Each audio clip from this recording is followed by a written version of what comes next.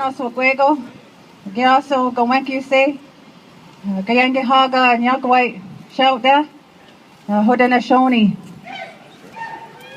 Greetings of peace to you. My real name is Gowenkyuse, and it means she's visiting. And I appreciate being a visitor here in Coast Salish territory, and honor the Musqueam, Tsleil-Waututh, and Squamish Nation, and Stalo Nation, and all the nations here in this territory. I'm honored to be invited to speak here today, and with all of these powerful speakers and all of you, all the powerful people here, to acknowledge what this is about. This is about bringing and keeping our power as people on these traditional lands, on our Mother Earth, because we are responsible as human beings to take care of our mother. Yes, we are! Because she's never given up on us. I brought these wampum belts from my territory, Mohawk Nation, coming from the east side of Turtle Island, to share the knowledge and to share the teachings about our roles and responsibilities as human beings and as women. This belt is called the Women's Nomination Belt, and it represents the power of our women. It represents the roles and responsibilities of our clan mothers and our matriarchs.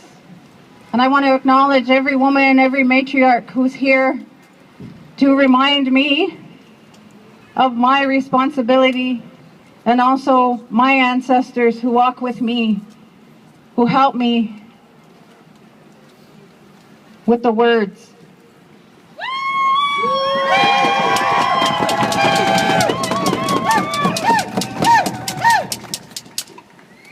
This teaching of the Women's Nomination Belt acknowledges the role of women and our connections to our mother, the Earth, and that our role isn't any different than our mother, the Earth.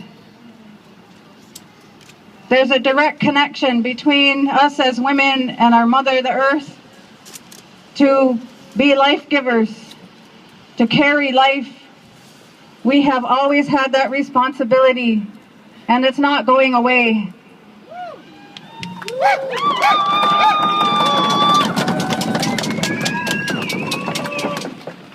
This other belt is the Turo Wampum Guswenta in my language. And it means river of life. So the early colonizers, the British, the Dutch, the French, and the United States made this treaty relationship between my ancestors, the Haudenosaunee, and those early colonizers.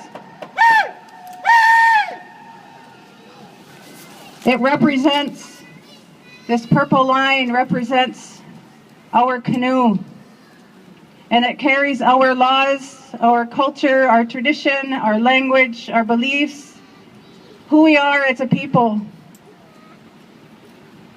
This other line represents the colonizer's ship, and it holds their laws, their culture, their tradition, who they are as a people. And these white lines represent the sacredness of that relationship, and it represents peace, trust, and friendship. That was the original relationship. That was the relationship of all treaties, all sovereignty, all nations to have that relationship with the colonizers. We're all descendants of this relationship. We all have a responsibility.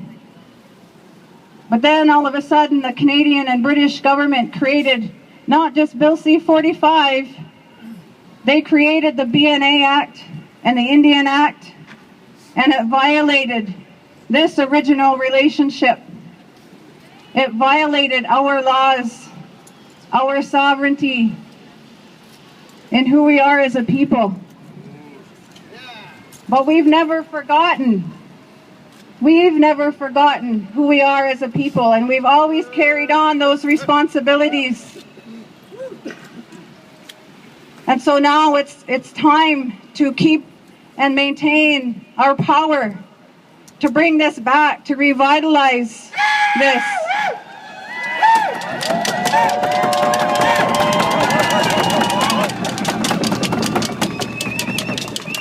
To take our power back.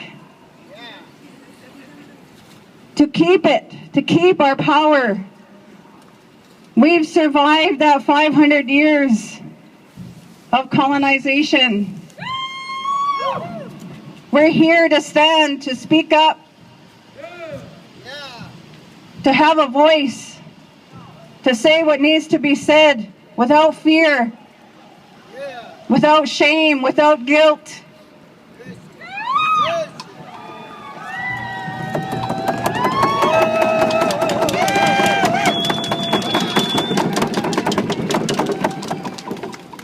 The British Canadian government tried to erase us as a people, and they haven't succeeded. You know, the residential school apology, you remember that? I had the benefit of being able to speak on the floor and respond to the so-called apology. And I said at that time, at the end of my speech, it's not an apology unless you act on it.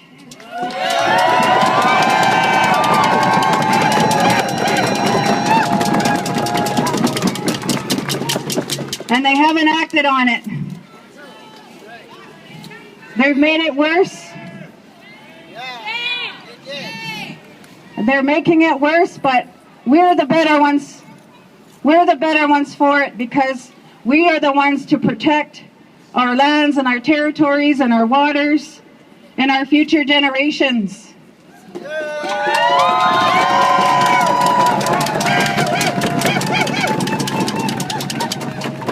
We all have that strength and that power as human beings. The Creator gave us a mind that's different than any other spiritual living thing. The Creator gave us a mind to think and to have a good mind and a good heart, and to remember our roles and our responsibilities that our Mother, the Earth, has never forgotten.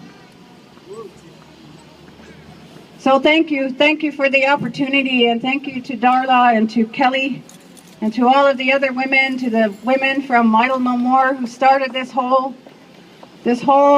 movement. I'm honored to be part of this.